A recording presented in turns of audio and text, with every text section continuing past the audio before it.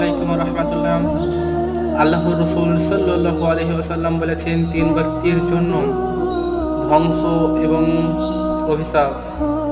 Number 1, যে ব্যক্তি তার বৃদ্ধ পিতামাতা পেল কিন্তু সেবা করে জান্নাত লাভ করতে পারল না এবং তাদেরকে খুশি করে মনোরঞ্জন করতে পারল না, সেই ব্যক্তির জন্য ধ্বংস এবং অভিশাপ।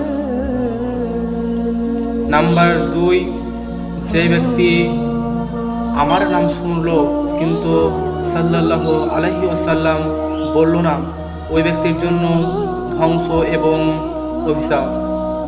3 নাম্বার, যে ব্যক্তি রমজান মাস পেল এর পরেও তার গুনাহ সমূহ মাফ করাতে পারল না, এই ব্যক্তির জন্য ধ্বংস এবং অভিশাপ।